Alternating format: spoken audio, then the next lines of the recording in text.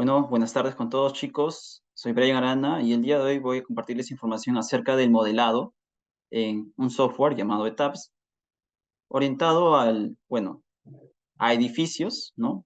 Para su posterior diseño, su diseño estructural y luego la elaboración de planos, ¿no? Les comento un poco acerca de mí, ¿no? Soy Brian Arana Soto, bachiller en Ingeniería Civil de la Pontificia Universidad Católica del Perú, PUC. También fui miembro del capítulo estudiantil Earthquake Engineering Research Institute, ¿no? O ERI, de la PUC, en la sección de investigación. Este es un capítulo estudiantil que se encarga o se orienta más a temas de diseño estructural, ¿no? Ustedes saben que la ingeniería civil es una carrera muy amplia en la que se pueden observar desde diseño de caminos, hidráulica, estudio de suelos y también, como es un área, el diseño estructural. Tengo experiencia en la entidad técnica Yactahuasi, SAC, que trabaja para Fondo Mi Vivienda de Techo Propio, y actualmente soy practicante en WIM Constructora y asesor comercial de la empresa, ¿no? Ahorita estoy asistiendo en un proyecto de reforzamiento para la empresa. Ok, a ver, ¿no? ¿Qué es ¿Qué es la modelación? ¿De qué se trata modelar un edificio estructuralmente?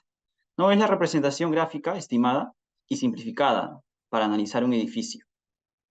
Es solo una representación mediante un programa, ¿no? Que me va a permitir obtener fuerzas internas, ¿no? Las solicitaciones a las que está expuesto el edificio, su comportamiento estructural y propiedades físicas. Existen diversas herramientas para evaluar estructuralmente un edificio. Una de estas es el software ETAPS, que por sus siglas significa Extended Three-Dimensional Analysis of Building System, ¿no? Está orientado, como el mismo nombre lo dice, ¿no? Al modelado de edificios, ¿no? Puede ser de concreto armado, albañilería confinada, ¿no? Acero estructural o sistemas mixtos también. Continuamos. Ahora, ¿qué requisitos o qué herramientas extra necesitamos para modelar un edificio? ¿No? Porque el software es una herramienta que nos va a ayudar, pero no es la única que necesitamos para modelar un edificio, ¿no? Para modelar correctamente un edificio, según, bueno, nuestras normas peruanas, ¿no? Tenemos que usar cada una de las normas peruanas para, modela, para el modelado del edificio, ¿no? Por lo general, bueno, les comento un poco, les adelanto, el software es un software estadounidense, ¿no? ETAPS es un software estadounidense, ¿no? Que tiene sus propias normas, pero también puede agregarse o trabajar con las normas peruanas, ¿no? Tiene esa opción también. O uno mismo puede modificar ciertos parámetros que se ajusten a las normas peruanas, ¿no?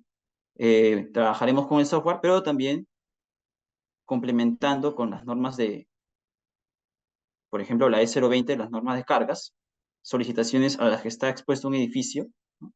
La norma E030 de diseño sismo resistente y la norma del sistema estructural, ¿no? Del edificio, que puede ser de acero estructural, albañilería o, como es usual en el Perú, diseño en concreto armado.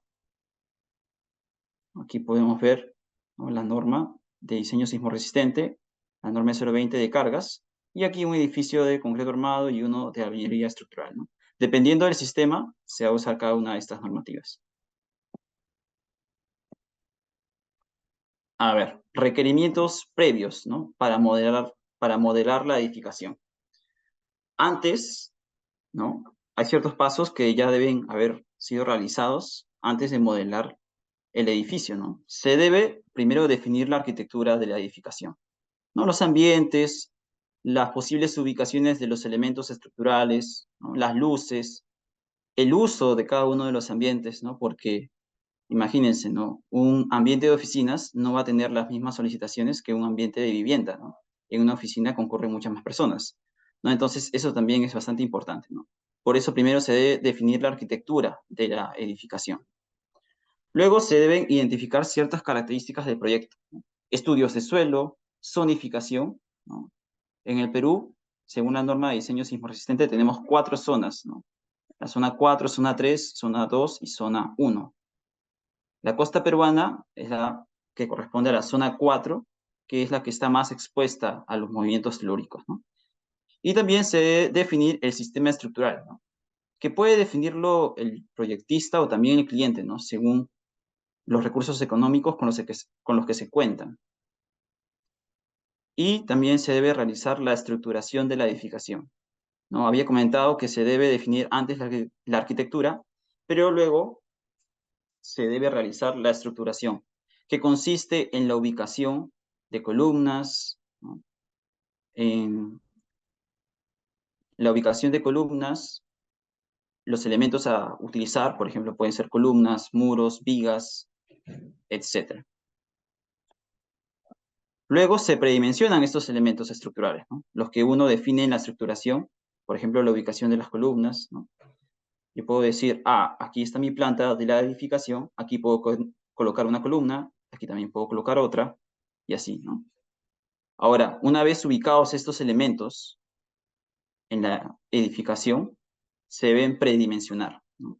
Se dice predimensionar porque no necesariamente van a ser las dimensiones finales, ¿no? Sino que es una aproximación que luego se va a comprobar con los cálculos estructurales que se van a hacer posteriormente, ¿no? Y luego se realizan los planos de estructuración y las dimensiones obtenidas del predimensionamiento. Una vez hechos estos pasos, se puede continuar con la modelación en el software.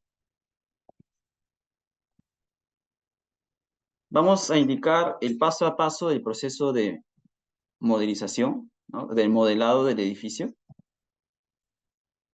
Primero se hacen definiciones básicas, ¿no? Como les comenté al inicio, este es un software estadounidense y los estadounidenses trabajan con diferentes unidades de medida que los peruanos, ¿no? Nosotros vamos a utilizar el sistema internacional, ¿no? Metros, kilogramos, pero los estadounidenses utilizan otras unidades de medida, ¿no? Pies, libras, etcétera, ¿no? Entonces, aquí es importante definir al inicio del uso del software con qué unidades se va a trabajar, ¿no? Aquí también podemos observar algunas normativas, ¿no? Estadounidenses, ¿no? El uso de este software es medio intuitivo también, porque una vez que tú defines las unidades con las que vas a trabajar, luego tienes que ver con qué material vas a hacer el edificio, ¿no? Entonces, ese es el segundo paso, ¿no? Definición de los materiales, ¿no? En este caso, les presento la captura, ¿no? de pantalla de la definición del concreto. Por ejemplo, aquí uno coloca el nombre, concreto de 175 kilogramos por centímetro cuadrado, ¿no?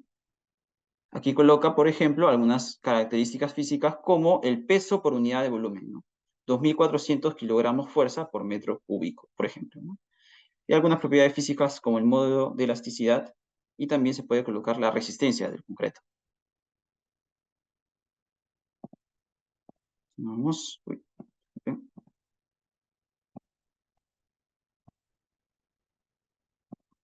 Continuamos con, una vez que hemos definido el material con el cual vamos a trabajar en este caso concreto, luego vamos a continuar con los elementos estructurales, ¿no? Aquí, por ejemplo, les presento la definición de una viga que lleva por nombre BT01 de 15 por 40, ¿no? 15 centímetros por la base, ¿no? Miren, tienen que fijarse bastante bien en las unidades con las cuales están trabajando.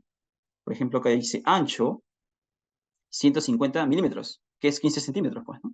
Y 400 de peralte, ¿no? 400 milímetros de peralte, que sería 40 centímetros, ¿no?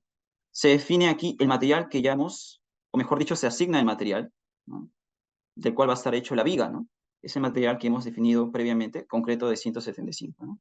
Y aquí está la definición de la columna, por ejemplo, una columna de 40 por 40, ¿no? Acá se colocan las dimensiones de esta y también el material, ¿no?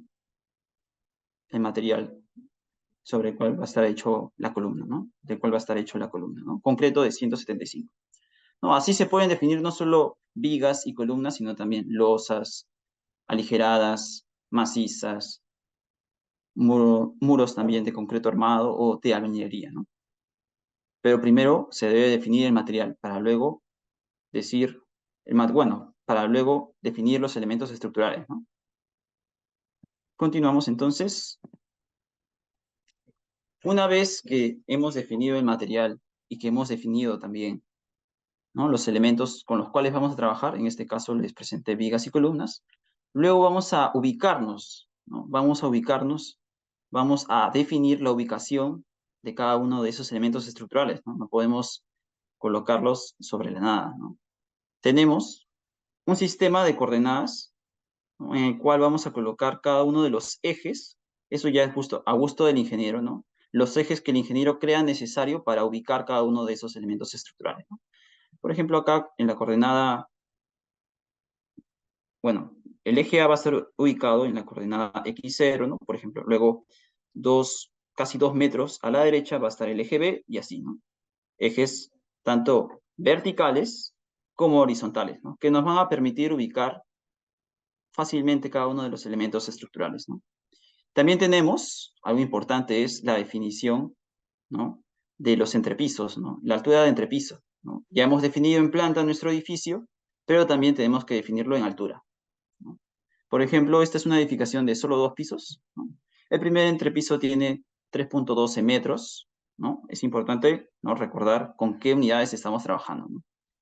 Y bueno, el segundo piso, una altura menor, 2.60 aproximadamente. Entonces, se define en planta y en altura, ¿no? Cada uno de los ejes con los cuales vamos a trabajar. Como les dije, esto queda a criterio del ingeniero, ¿no? El ingeniero ya tiene que observar, identificar qué ejes sí le van a servir para ubicar mejor sus elementos estructurales, para que se le facilite el trabajo también, pues, ¿no? Listo, una vez que ya se ha definido, ¿no? Cada uno de los elementos estructurales, también se ha permitido dibujar ejes, ¿no?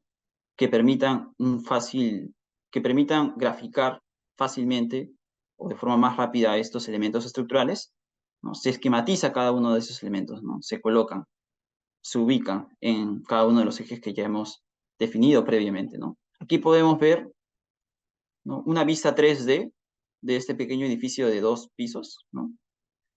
Tenemos, por ejemplo, aquí columnas, digo vigas, ¿no? Vigas, ¿no? Las columnas me parece que están en la parte posterior del edificio y estos elementos de color rojo son los muros.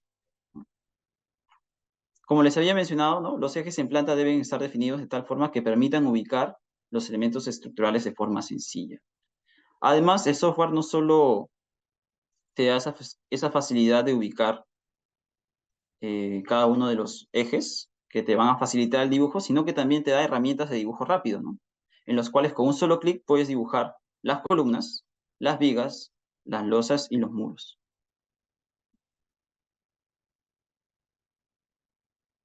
Continuamos. Ahora, ya tenemos nuestro edificio, ¿no? Ya tenemos nuestro edificio, cada uno de sus elementos estructurales, columnas, vigas, muros. Ahora falta definir las solicitaciones de ese edificio, ¿no? En este caso es un edificio de vivienda, entonces vamos a tener que definir las cargas de gravedad.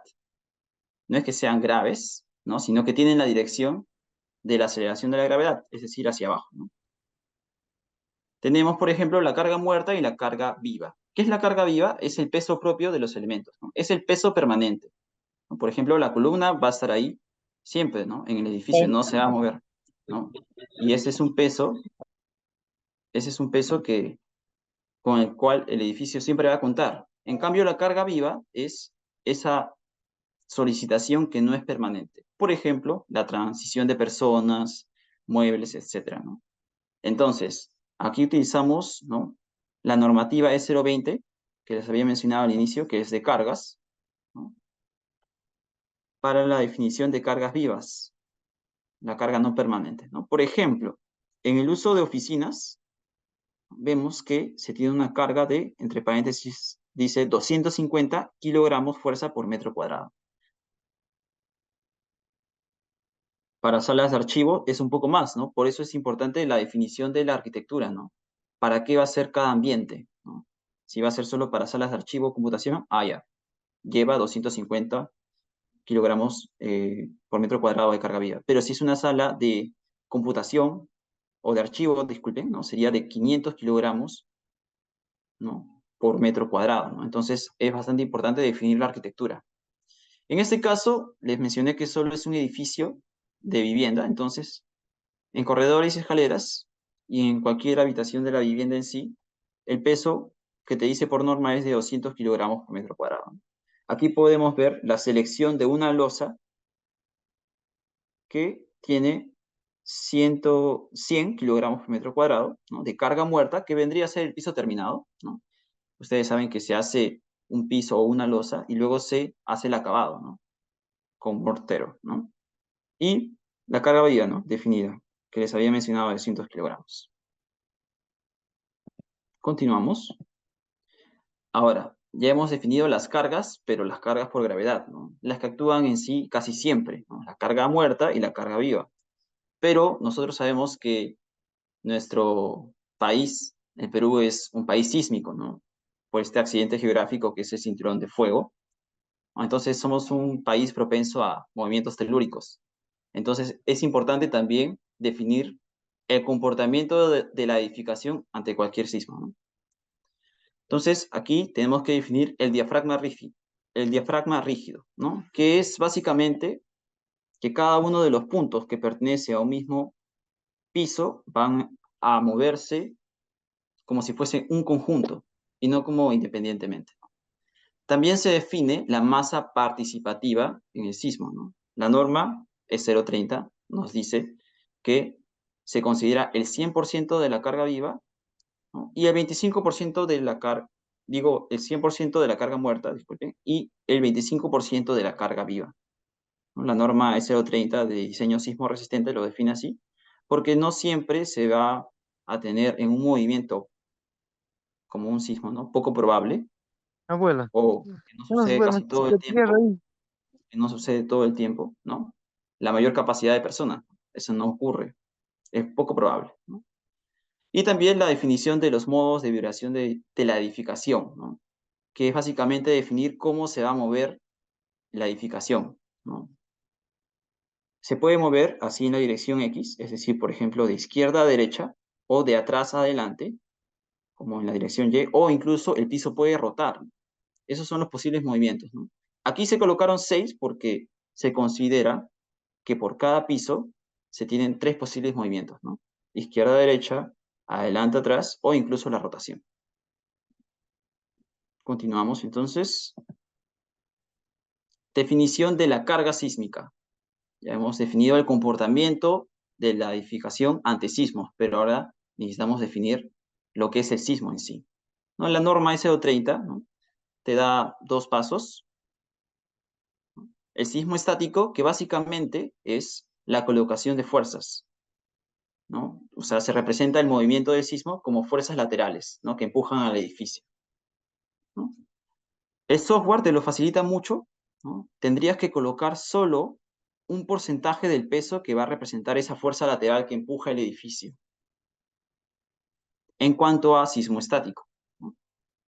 Y aquí podemos observar, ¿no?, el sismo está en la dirección X con cierta excentricidad, ¿no? Quiere decir que no actúa directamente en el centro de cada piso, sino que puede tener excentricidades, ¿no?, ligeros desfases o movimientos. Y también te permite el software, ¿no?, definir el sismo de forma dinámica. Esto sí es insertar mediante una gráfica, que es el espectro, que también te lo brinda la norma 030, ¿no?, que representa el movimiento sísmico en la base del edificio, ¿no? Esto es más real, ¿no?, porque nosotros sabemos que un sismo hace que se mueva el terreno y por ende el edificio, ¿no? Entonces, esta es la representación más real de lo que en realidad pasaría, pues, ¿no? El movimiento telúrico mueve el terreno sobre el cual está cimentada la edificación. Continuamos.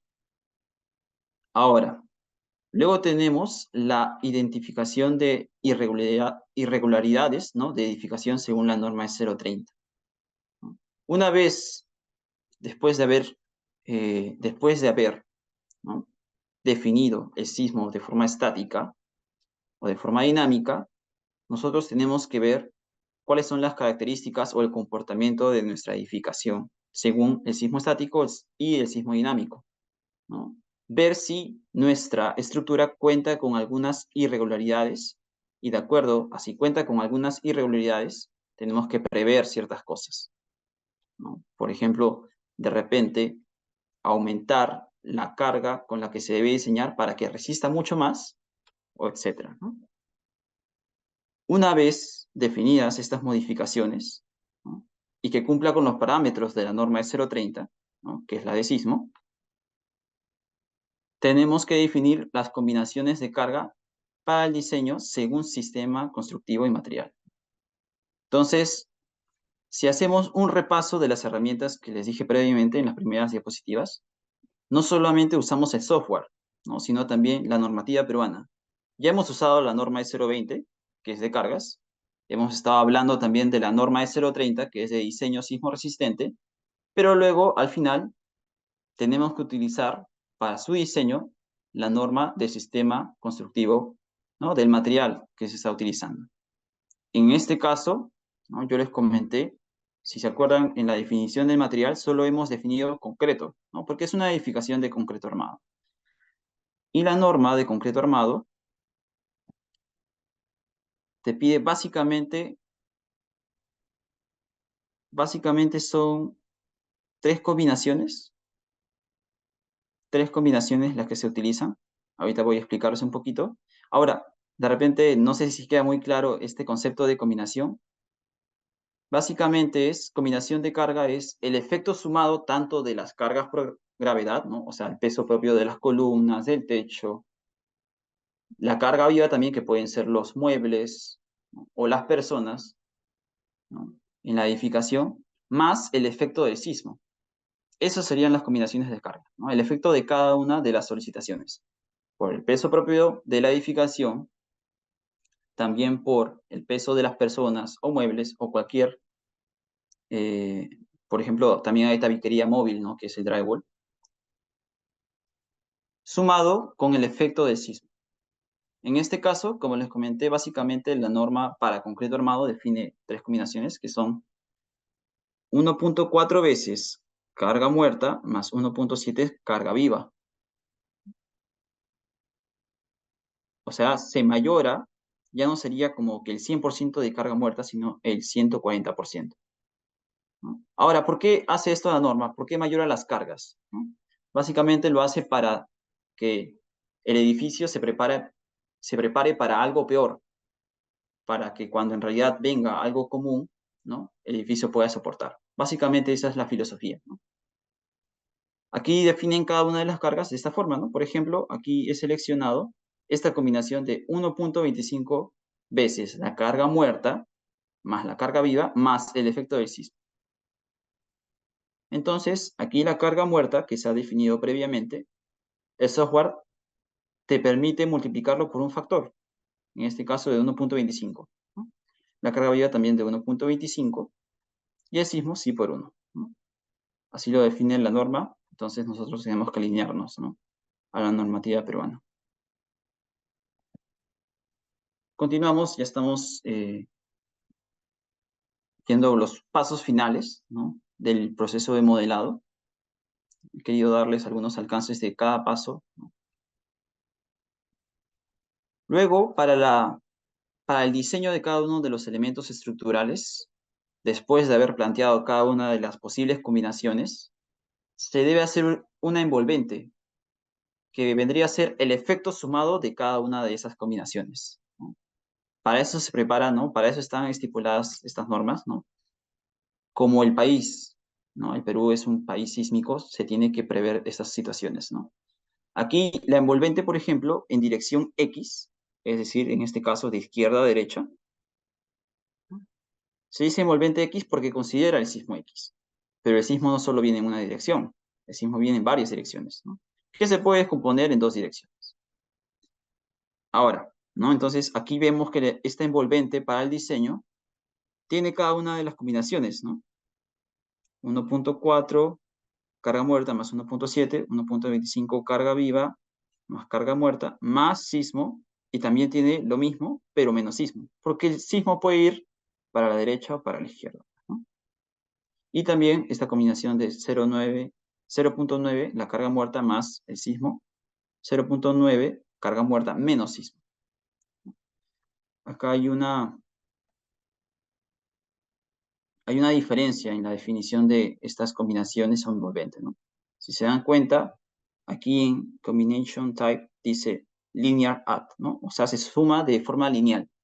pero aquí lo sobrepone, ¿no? Es decir, considera cada uno de los efectos. No lo suma, sino que es como si colocara cada una de las solicitaciones una encima de otra, ¿no? Ahora, bueno, me imagino que hasta este punto de la exposición ya habrán visto bastantes beneficios de este software, ¿no? Te facilita el diseño, dibujo rápido, ¿no? También se puede exportar cada uno de cada uno de estos ejes o dibujo a un CAD, ¿no? A un plano en AutoCAD, ¿no? Entonces, hasta aquí ya hemos visto bastantes beneficios, ¿no? Y vamos a ver uno más que es el diseño automatizado, ¿no? Este software también tiene un diseño automatizado. Es decir, una vez que tú ya has puesto, bueno, has hecho tu casco estructural, cada uno de los elementos, ¿no? Columnas, vigas, muros, y también has definido las solicitaciones, puedes analizar estructuralmente el edificio y te dice cuánto de acero debe tener cada columna, cada viga, etcétera. Pero ahora, uno como ingeniero también tiene que hacer sus cálculos a mano, ¿no? Para ver si es correcto, ¿no? Si coincide. De repente hubo un error al momento de modelar, ¿no? La edificación. De repente puse mal una unidad, no me fijé muy bien, y sale un cálculo medio raro, ¿no? Entonces uno también tiene que echarle esos números, ¿no?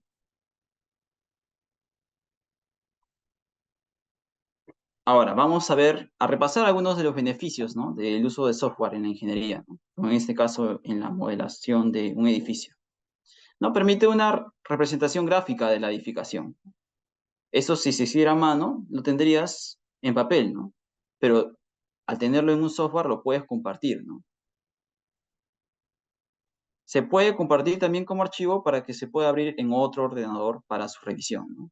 Si de repente quieres, uno como ingeniero, consultar con otro colega, no se lo puede pasarle el documento a otro ingeniero para que pueda revisarlo, ¿no? Para tener otra opinión, ¿no? Otro beneficio importante es la reducción en los tiempos para el cálculo y el diseño estructural. Ahora, ¿no? Esto también es bastante beneficioso porque imagínense que haya una pequeña modificación. No sabes que esta columna, quítala, y uno que ha hecho sus cálculos a mano, ¿no? Entonces tendría que volver a empezar. Pero uno, si ha trabajado en el software, básicamente tendría que eliminar la columna y hacer unos clics y tendría otros resultados, ¿no? Después de haber eliminado una columna. Entonces reduce bastante los tiempos, ¿no? Como, por ejemplo, aquí en el punto 4 dice, en caso el proyecto esté sujeto a modificaciones, se pueden realizar cambios de forma rápida, ¿no? En el modelo y obtener los resultados. También un otro beneficio, ¿no? Es que el software de TAPS permite el diseño automatizado, ¿no? De forma automática, en el cual uno se puede guiar, ¿no? Y punto 6, el software también tiene otros usos más que solo el diseño de edificaciones, ¿no? También, por ejemplo, el de modelar proyectos de reforzamiento, ¿no? No para la edificación o construcción, sino para un edificio que ya está hecho y se quiere reforzar. O también estudios de vulnerabilidad sísmica, ¿no? Entonces, para finalizar, vamos a ver algunas conclusiones, ¿no? El uso de este software, ¿no? Ingeniería acelera el proceso, ¿no? De diseño y el cálculo estructural, pero no reemplaza la verificación y el sentido común de un ingeniero, ¿no? Es una herramienta nomás, pero el ingeniero también tendría que verificar, observar, ¿no? Si los cálculos se acercan a lo común, si son posibles esos valores de los resultados, ¿no? Si son factibles también en la construcción, ¿no? Y dos, permite un manejo de datos y resultados que deben ser correctamente interpretados, ¿no? Por los profesionales necesarios, ¿no? Un ingeniero, un arquitecto. Entonces, chicos, hasta aquí quedaría la exposición acerca del modelado en ETAPS, ¿no? En este software para el diseño de edificaciones, ¿no? Ahí les dejo mi correo por si tienen alguna consulta, ¿no? Podrían anotarlo y, bueno, yo gustoso de responder sus dudas. Muchas gracias.